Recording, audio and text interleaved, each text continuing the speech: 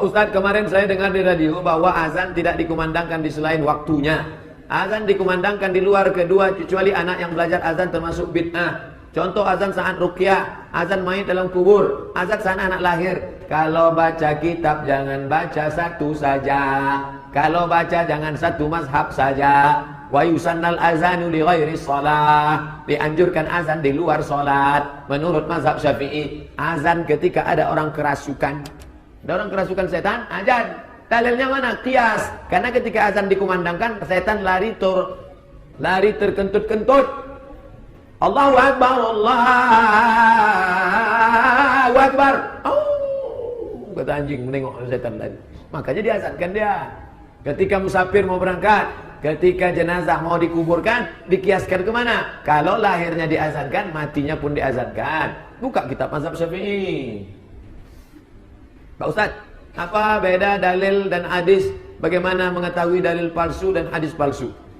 Kalau beli buku, jangan beli buku kalau tidak ada HR Bukhari, HR Muslim. Ini HR sopo iki? Ini HR siapa? HR hadis riwayat siapa? Sahih Bukhari, Sahih Muslim, Sunan Abi Dawud, Sunan Nasai, Sunan Tirmidzi, Sunan Ibnu Majah, Musnad Ahmad bin Hanbal, Sunan Ad-Darimi, Musnad Tayalisi, Muwatta Malik.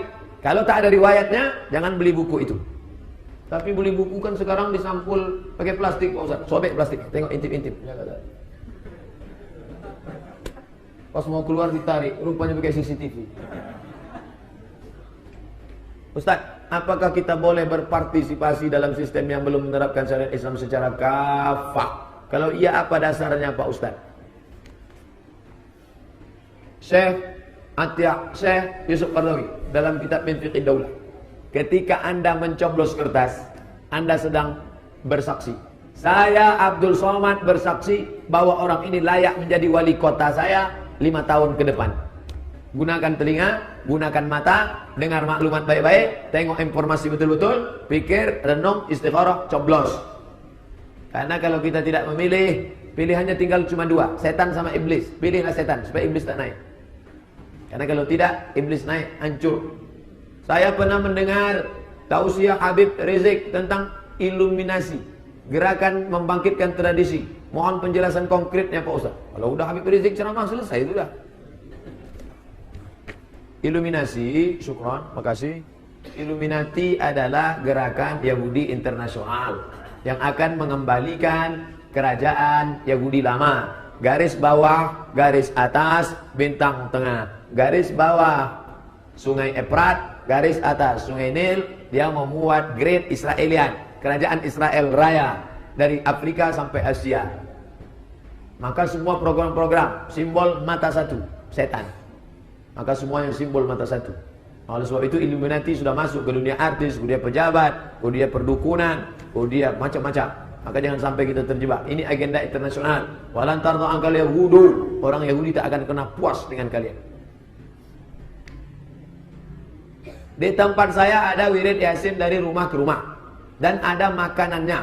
Semenjak saya ikut pengajian, saya mengetahui hukumnya tak boleh. Karena masa Rasulullah tak ada. Bagaimana menurut Ustaz Somad? Baca Yasin apa hukumnya Pak Ustaz? Yasin itu Quran apa tak Quran? Kalau tak boleh baca Yasin, keluarkan Yasin itu dari Quran.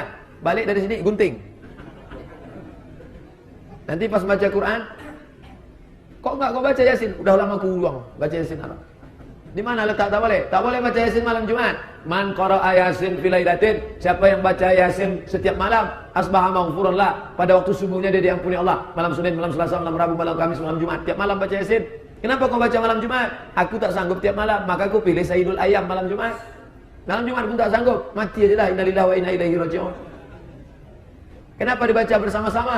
Kata Ibnu Taimiyah, baca Yasin, baca Quran sama-sama itu kata dia la ba'sa bih, boleh, tak masalah. Tapi kalau bacaannya tak bagus, kata Imam Al-Buhuti, makruh. Bagi yang baca Yasin, bacaannya tak betul, dia tak tahu salah tak salah, karena ramai-ramai, berhenti belajar tajwid baik. Nanti setelah bacaannya sama, baru baca sama-sama. Karena dia tak tahu.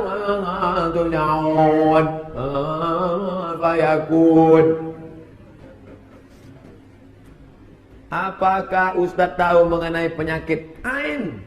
Apa sebabnya? Ain sebabnya adalah hasad, benci.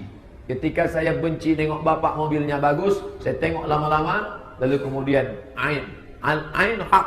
Penyakit ain itu hak. Dari mana? Benci datang dari hati. Dari ternyata setan datang mengabulkan keinginan kejahatan. Maka dia datang. Maka orang yang kena penyakit ain ini diruqyah. Kemana pergi ruqyah? Masjid Al-Falah, lantai bawah. Rumah sehat, Ustadz Saifullah. Rumah sakit ibu dan anak Zainab. Rumah sakit ibu dan anak Zainab. Ingat ibu, ingat anak, ingat Zainab. Ada ruqyah di situ.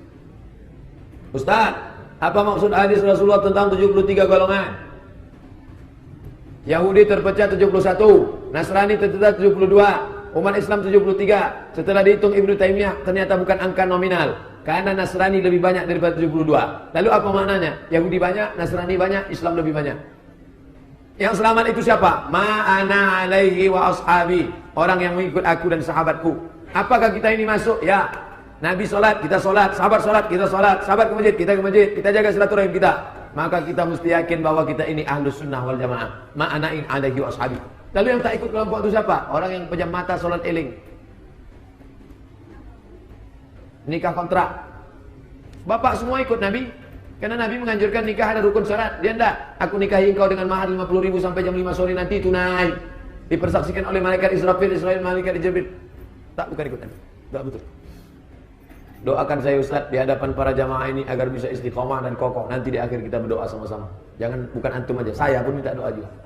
مولاي صل وسلم دائما أبدا على حبيبك خير الخلق كلهم مولاي صل وسلم دائما أبدا على حبيبك خير الخلق كلهم